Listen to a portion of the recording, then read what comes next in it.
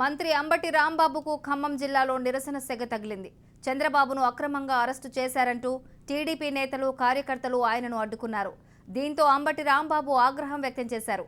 అది నిరసన సెగ కాదని తనపై దాడి చేసేందుకు ప్రయత్నించారని మండిపడ్డారు. అటువంటి దాడులను చూస్తూ ఊరుకోమని హెచ్చరించారు. ఒక మంత్రిగా సెక్యూరిటీ ఉన్న తనపైనే కొందరు ఉన్మాదులు దాడి చేసేందుకు యత్నించారని ఆరోపించారు. హఠాత్తుగా ఒక 10 మంది వేసేస్తామని తనను బెదిరించారని చెప్పారు. ఒకే సామాజిక వర్గానికి చెందిన వ్యక్తులే తనపై దాడికి యత్నించారన్నారు. డబ్బు మదంతో కొందరు ఉన్మాదులు పెట్టరేగిపోయారని, కులోన్మాదులపై పోలీసులు కేసు నమోదు చేశారని తెలిపారు. ఉన్మాదులపై చట్టపరమైన చర్యలు తీసుకుంటామని అంబటి హెచ్చరించారు. మదంతో వ్యవహరిస్తున్నారు, డబ్బు మదంతో వ్యవహరిస్తున్నారు. మీరు ఇంతకు ముందున్న పవర్ మదంతో మీరు చేస్తున్నారు ఇదంతా కూడా అని ఈ సందర్భంగా నేను చెప్పదలుచుకున్నాను. ఇది చాలా దుర్మార్గమైనటువంటి పద్ధతి.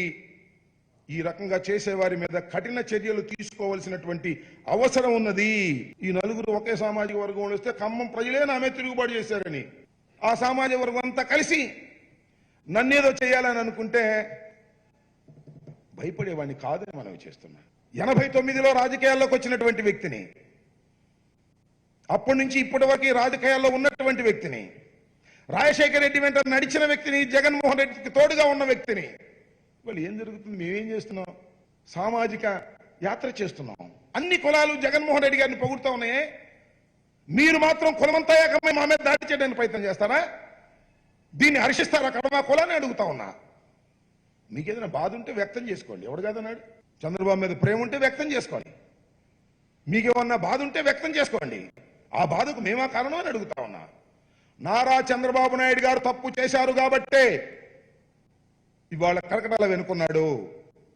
ఆయన మీ సామాజిక వర్గం అయితే అవ్వచ్చు, మీ సమాజానికే పరిమితం చేసుకుంటున్నారు, మీరు చేసుకోండి, మాకు అభ్యంతరం లేదు. దాడులు చేస్తే చేతులు కట్టుకొని కూర్చోవడానికి మేము సిద్ధంగా లేవని మనం చేస్తున్నాం. ఇదొక చట్టబద్ధమైన సమాజం. ఈ చట్టబద్ధమైన సమాజంలో మీరు ఈ విధంగా కులోన్మాదంతో వ్యవహరించడం సరైనటువంటి పద్ధతి కాదు. నేను మరొకసారి గుర్తు చేస్తున్నా, కులోన్మాదంతో రెచ్చిపోతే ఫలితాలుండవు. మీ కులోన్మాదానికి రోజులు తగ్గాయి, పోయాయి. న్యాయస్థానంలో మీరు పోరాడుకుంటున్నారా? పోరాడుకోండి. లేదు దమ్ముంటే రాజమండ్రి సెనల్ జైలు పాల్గొట్టండి, చూద్దాం. ఏమిటి మీ ఉన్మాదం? నాకు అర్థం కాల.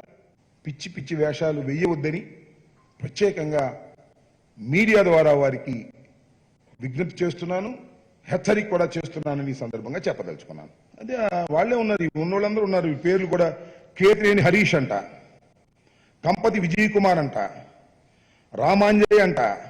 8 మంది ఒకే సామాజిక వర్గం. రెండో వాడు లేడు. ఎంక్వైరీ చేసుకోండి.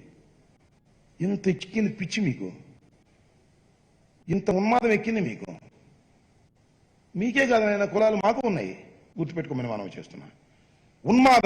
ఉన్మాదంతో మీరు చేస్తున్న పనులు మీకే ప్రమాదం, గుర్తుపెట్టుకోమని సందర్భంగా చెప్పదలుచుకున్నా. నేను ఇప్పుడు సంస్కారహీనంగా ఇప్పుడు మాట్లాడినే.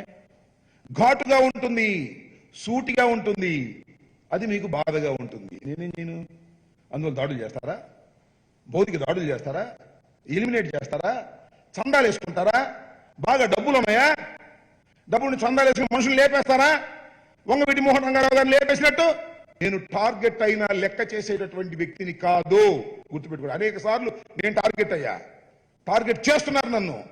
చేసుకొని మనం కూడా నేను చెప్పదలుచుకున్నా. చేసుకోండి. నేను ఎక్కడ తప్పు మాత్రం చేయలేదని కూడా ఈ సందర్భంగా